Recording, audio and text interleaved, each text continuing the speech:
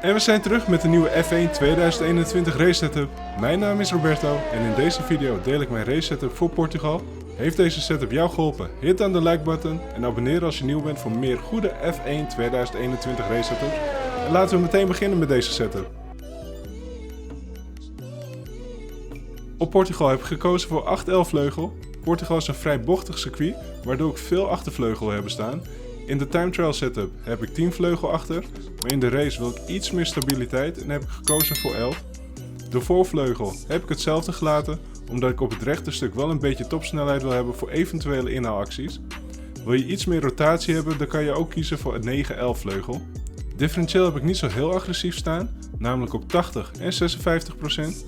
Dit betekent dat de auto meer in balans is door de bochten. Zet je het differentieel op bijvoorbeeld 100 en 50%, dan creëer je ook een stuk meer overstuur. Persoonlijk vind ik dat niet nodig op deze baan en vind ik 80% en 56% erg fijn rijden. Wil je meer weten over hoe het differentieel werkt in F1 2021?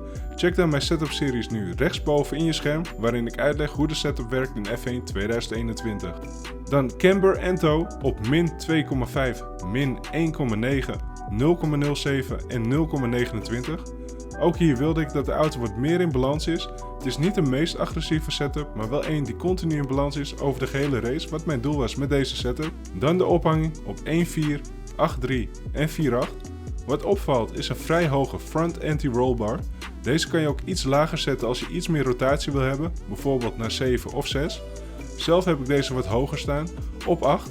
Want in sommige bochten krijg je door de ligging van de bocht ineens heel veel rotatie. En dat is ook de reden waarom de front anti-rollbar niet zo agressief staat en de achterkant van de rollbar juist wat stabieler is door vrij laag te staan, namelijk 3. Rijhoogte staat op 4.8, wat al vrij hoog is. Je kan deze ook een tikje lager zetten op 4.7 of iets hoger, namelijk 5.8.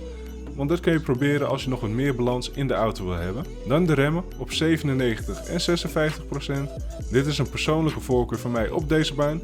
Je kan deze natuurlijk ook op 100% zetten, of 55, 57 of 58% proberen.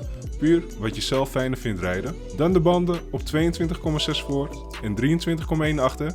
Merk je dat je banden een beetje oververhit raken tijdens de race, dus boven de 100 graden, dan kan je deze nog één klik lager zetten om je banden in een betere window te houden. Heeft deze setup jou geholpen? Hit dan de like button en abonneer als je nieuw bent voor meer F1 2021 setup video's.